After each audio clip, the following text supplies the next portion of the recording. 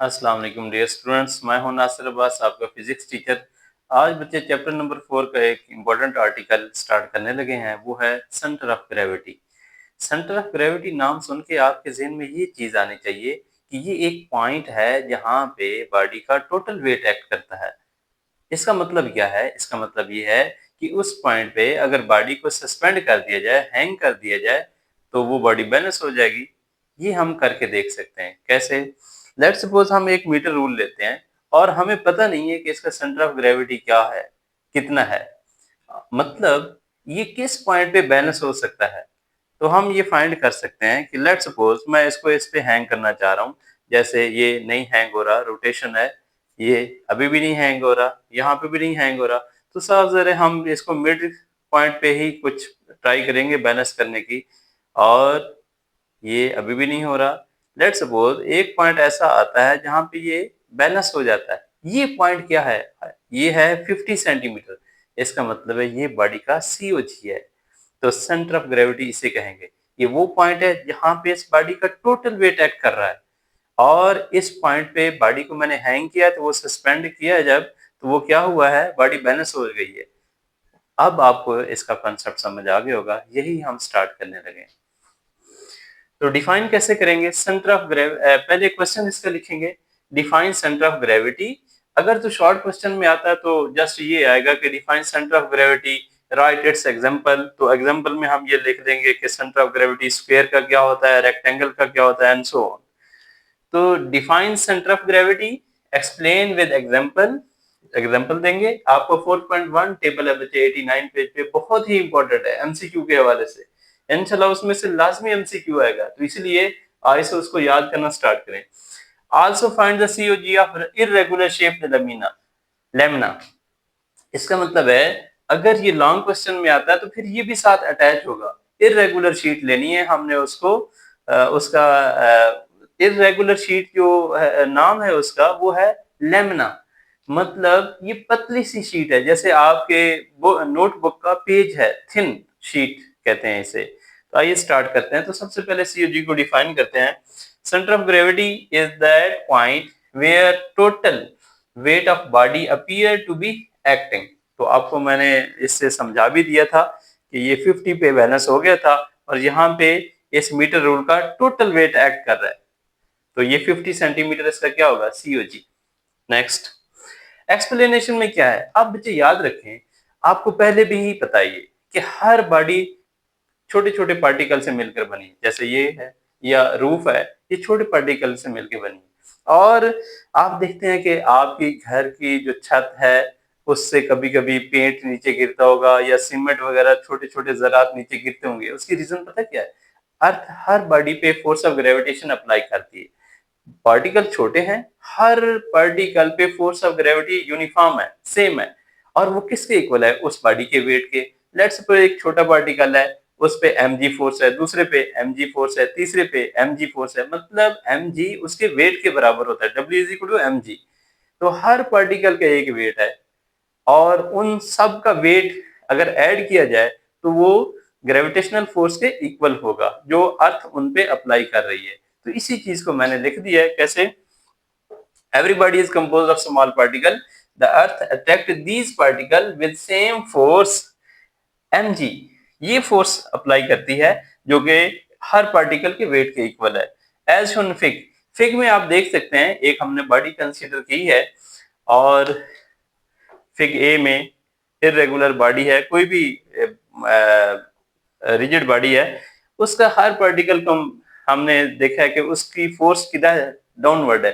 अर्थ हर body को अपने centre की तरफ अट्रैक्ट करती है, इस पार्टिकल को अपने सेंटर की तरफ, हर पार्टिकल को। और ये सारी फोर्सेस की डायरेक्शन क्या हो जाएगी, सेम। जैसे ये देखें बच्चे, मैं कहता हूं कि ये एक पार्टिकल है, इसकी फोर्स भी डाउनवर्ड, और दूसरा पार्टिकल है, इसकी इसी तरह आगे पार्टिकल है, सारों की फोर्स डाउनवर्ड है अर्थ की तरफ। तो सारे आप जरा गौर करें, तो इस तरह की फोर्स डाउनवर्ड एक्ट कर रही है, हर बॉडी का वेट डाउनवर्ड है। और बॉडी का वेट फोर्स ऑफ ग्रेविटी ही होता है जो उस बॉडी पे एक्ट कर रही होती है। तो सारी फोर्सेस आप क्या देख रहे हैं, एक डायरेक्शन है, सेम फोर्सेस अप्लाई हो रही हैं और डाउनवर्ड हैं और सेम डायरेक्शन में है। तो ऐसी फोर्सेस को हम पैरेलल फोर्सेस कहते हैं। तो इन सारी फोर्सेस का सम क्या होगा? since all forces parallel in same direction, so their resultant is sum of all the forces as shown in fig. अब इन सारी फोर्सेस का सम हमने कर दिया, वो क्या है इस फिगर में देखें बी में, सी ये इसका सेंटर ऑफ ग्रेविटी है, तो सारे का सारा वेट इस बॉडी का इस पॉइंट पे एक्ट कर रहा है। अगर यही बॉडी मैं यहाँ पे हैंग करूं तो ये बैलेंस हो जाएगी, क्योंकि इस सारे पार्टिकल का वेट उनका जो रिजल्टेंट फोर्स है या रिजल्टेंट वेट है वो इस पॉइंट पे एक्ट कर रहा है, तो ये बॉडी ये बैलेंस हो जाएगी। यही तो हम पढ़ रहे हैं कि सीओजी क्या होता है। अब ये जो वेट है इस बॉडी का, सारे पार्टिकल का वेट मिलके यहाँ पे एक्ट कर रहा है और ये ग्रेविटेशनल फोर्स के इक्वल आएगा। तो मैथमेटिकली हम लिख सकते हैं, ये मैंने इसलिए करली किया है इसको कि आपने इसकी हेडिंग देनी है नई लाइन पे, resultant force. Mathematically resultant force क्या होगी, ये है रिजल्टेंट फोर्स ग्रेविटेशनल फोर्स, वो होगी sum of all the weight of the small particle. ये सम है, इस समेशन का मतलब सम ऑफ mg, ये वेट है w is equal to mg, और नेक्स्ट हम ये समेशन m जो है ये स्मॉल m, ये सारे पार्टिकल का स्मॉल m है। अब इसको हम कैपिटल M कह सकते हैं, क्यों, क्योंकि ये सारे पार्टिकल का स्मॉल m है, ऐसे लिखेंगे सबका सम है और क्या बनेगा एक बड़ा मैस, पूरे ऑब्जेक्ट का मैस m बनेगा, इसीलिए हम कहते हैं मैस ऑफ ऑल पार्टिकल। अब ग्रेविटेशनल फोर्स क्या होगी, वो सारे बॉडी का, जैसे मैंने फिगर में बताया था, उस बॉडी के पार्टिकल का सारा मैस टोटल करें और उसको ग्रेविटेशनल एक्सेलरेशन से मल्टीप्लाई करें तो वो वेट बन जाएगा। तो ग्रेविटेशनल फोर्स लिखी जा सकती है टोटल वेट के W के, W इज इक्वल टू क्या होता है mg। अब कैपिटल M क्यों किया है, क्योंकि ये स्मॉल जो m है पार्टिकल के मैस है उससे मिलके बना है, ये कैपिटल M पहले भी बता दिया है, and multiplied by gravitational acceleration, तो ये टोटल वेट हो जाएगा। इसका मतलब है ग्रेविटेशनल फोर्स टोटल बॉडी के वेट के इक्वल होगी, इसलिए पॉइंट सी क्या शो कर रहा है सीओजी, वहां पे उस बॉडी को अगर सस्पेंड करें तो बैलेंस हो जाएगी। If body is suspended at COG क्या होता है, इट बैलेंसेस विदाउट रोटेशन, जैसे कि आपने पहले भी देख लिया मीटर रूल को एग्जांपल किया है। टेबल बच्चे 4.1 बहुत इंपॉर्टेंट है, एमसीक्यू के हवाले से पहले भी बता दिया मैंने, और उसमें से मैंने दो एग्जांपल लिखे हैं कि centre of gravity and rectangle is intersection point of diagonal. देखिए बच्चे ये स्क्वायर है ये, अब इसका पहला डायगोनल ये है और दूसरा डायगोनल ये है, जहां पे ये पॉइंट ऑफ इंटरसेक्शन बनेगा वही इसका सीओजी है, हम उसको यहाँ पे सस्पेंड कर सकते हैं। मतलब हम एक एग्जांपल लेते हैं, ये थोड़ा रेक्टेंगल शेप है, इसका डायगोनल क्या होगा यहाँ से ऐसे, और दूसरा डायगोनल ये यहाँ पे पॉइंट ऑफ इंटरसेक्शन बनेगा, इस पॉइंट पे हम इस शीट को, रेक्टेंगुलर शीट को सस्पेंड कर सकते हैं, इसका ये मतलब है। इसी तरह रेक्टेंगल का भी इसी तरह इंटरसेक्शन पॉइंट होगा। नेक्स्ट है सीओजी ऑफ ट्राइंगल, ट्राइंगल के मीडियन फाइंड करते हैं, मीडियन जो ट्राइंगल का बनता है उसका पॉइंट ऑफ इंटरसेक्शन होता है। लेट्स सपोज मीडियन ट्राइंगल का, ये आप ऐसे समझें ये ट्राइंगल है, उसका पॉइंट यहाँ पे बनेगा इंटरसेक्शन ऑफ मीडियन का।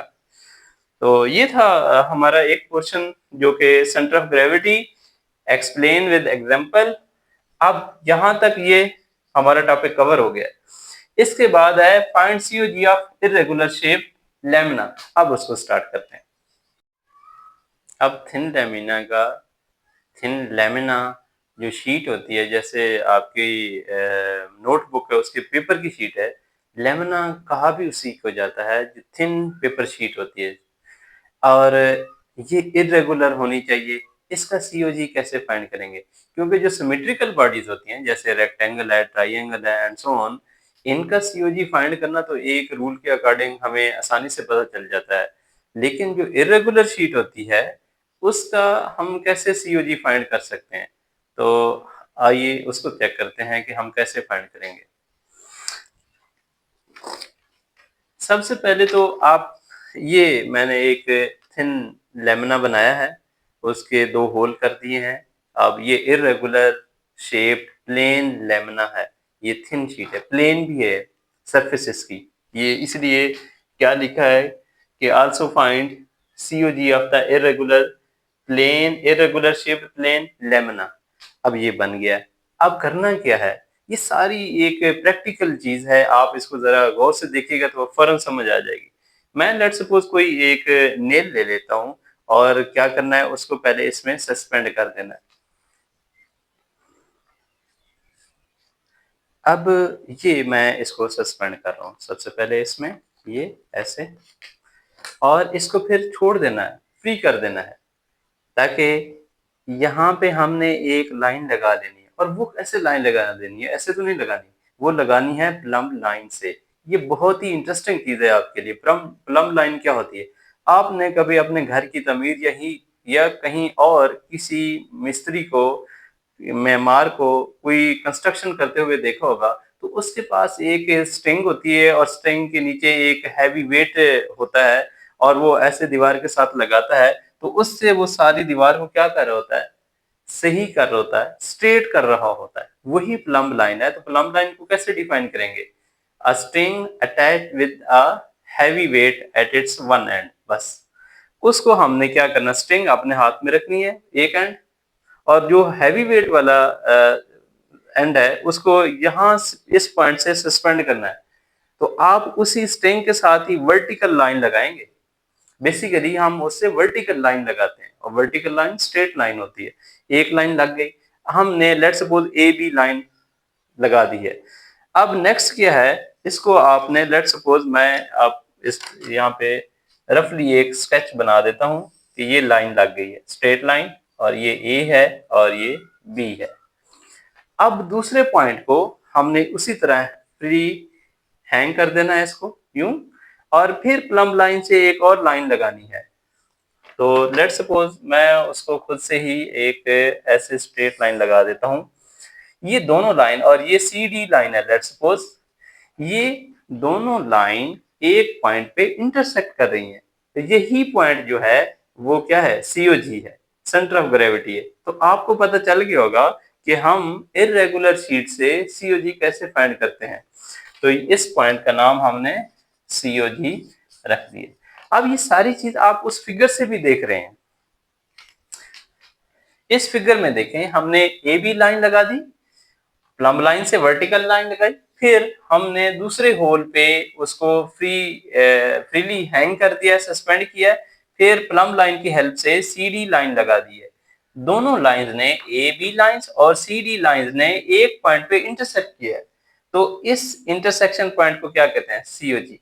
तो बच्चे ये है मेथड सीओजी फाइंड करने का। अब हम कैसे लिखेंगे, यहाँ पे the COG of irregular plane lamina can be found by suspending it freely at different point as shown in figure। जैसे कि आपने फिगर में देखा है, ए पॉइंट पे सस्पेंड किया, फिर बी पॉइंट पे सस्पेंड किया। नेक्स्ट मैंने इसको स्टेप वाइज लिख दिया, और वो क्या है, let plane lamina is suspended at point A, yes, and we draw vertical line AB with plumb line as shown in figure। जैसे कि आपको पहले ही बता दिया। नेक्स्ट फिर उसके बाद क्या करना है, now suspend again at point C. फिर आपने उसको निकाल देना है और पॉइंट सी पे उसको सस्पेंड करना है, and draw vertical line C D with plumb line as shown in figure B. अब ये दोनों लाइन क्या करेंगी, both line intersect this at this point of intersect करेंगी। This point of intersection is known as COG of irregular shape lamina, plane lamina. तो ये था बच्चे हमारा आज का आर्टिकल जो कि कंप्लीट हुआ है। तो सबसे पहले हमने क्या किया था, सेंटर ऑफ ग्रेविटी को डिफाइन किया। लॉन्ग क्वेश्चन में आया तो ये सारा इस तरह का आएगा, अगर शॉर्ट में आया तो आपको वो मैंने बता दिया है। With example also find COG of irregular shaped plane lamina. Lamina thin sheet को कहा जाता है। अब बच्चे एक बहुत ही इंपॉर्टेंट एमसीक्यू है, याद रखिएगा। सीओजी जो होता है किसी भी बॉडी का सीओजी, क्या वो किसी बॉडी के अंदर होता है या बाहर भी हो सकता है। जैसे कि आप एग्जांपल में देख रहे हैं, इस शीट में देखा है प्लेन लेमिना, ये बाउंड्री है बॉडी की, ये तो इस बॉडी के अंदर है। और प्रीवियस आर्टिकल में इसी स्टार्ट में क्या देखा था कि रेक्टेंगल के अंदर भी, तो जो एग्जांपल पहले पढ़ी है सेंटर ऑफ ग्रेविटी की, उसमें ट्राइंगल सिमेट्रिकल ऑब्जेक्ट उन सब का सीओजी उसके अंदर था, इनसाइड द बॉडी। क्वेश्चन ये है कि क्या आउटसाइड द बॉडी भी हो सकता है। यस, हो सकता है। तो आपको बच्चे ये बेहतरीन एमसीक्यू देके जा रहा हूँ, ये शॉर्ट क्वेश्चन में भी आ सकता है। तो आपने ये याद करना है कि आउटसाइड द बॉडी हो तो कौन सा ऑब्जेक्ट है जिसका outside the body centre of gravity हो सकता है। सीओजी कैन एग्जिस्ट इनसाइड और outside the body. Yes, example, inside क्या है? इनसाइड द बॉडी कौन है जिनका centre of gravity outside the body जो है, वो कौन सी बॉडीज हैं जिनका centre of gravity outside the body होता है? वो कप है जिसमें आप चाय पीते हैं एटसेट्रा, या बाउल है जिसमें आप दही वगैरह भी खा लेते हैं या सालन वगैरह खाते हैं। ये था आज हमारा आर्टिकल सेंटर ऑफ ग्रेविटी के हवाले से। इंशाल्लाह नेक्स्ट मुलाकात होगी। अल्लाह हाफिज।